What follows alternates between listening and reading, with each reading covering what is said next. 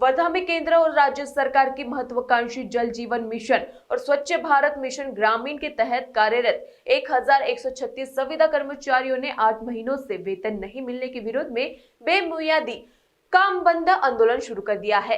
कर्मचारियों ने मुख्य कार्यकारी अधिकारी पराग सोमन को ज्ञापन सौंपकर बकाया वेतन का तत्काल भुगतान और लंबे समय से लंबित समायोजना की मांग की है। कर्मचारी संगठन का कहना है कि कई कर्मचारी 20 से 22 वर्षों से लगातार सेवाएं दे रहे। उच्च न्यायालय और महाराष्ट्र प्रशासनिक न्यायाधिकरण MAT के सकारात्मक आदेशों के बावजूद उन्हें समायोजन का लाभ नहीं मिल सका। कर्मचारियों का आरोप है कि पिछले 8 महीनों में वेतन जारी नहीं होने से उनके सामने गंभीर आर्थिक संकट खड़ा हो गया है।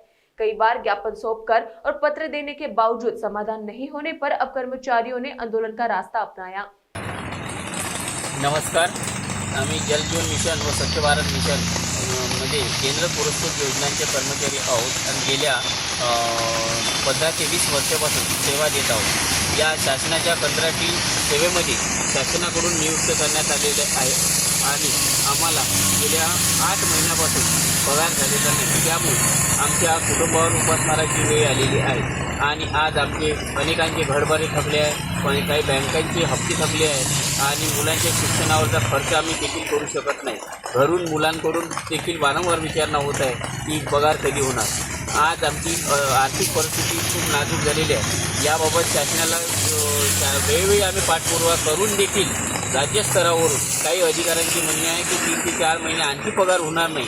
परंतु याबाबत आम्ही आता सतर्क झालेलो आणि त्यामुळे 23 जुलैपासून ते 31 जुलैपर्यंत जिल्हा स्तरावर आंदोलन करत आहोत। काम बंद त्यानंतर 3 तारखेपासून बेमुदत आझाद मैदान मुंबई येथे आम्ही आंदोलन करणार आहोत।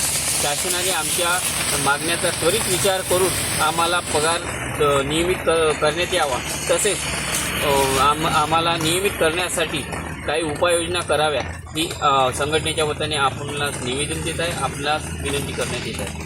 धन्यवाद। NTV 24 के लिए वर्धा से सतीश गाड़ी की रिपोर्ट।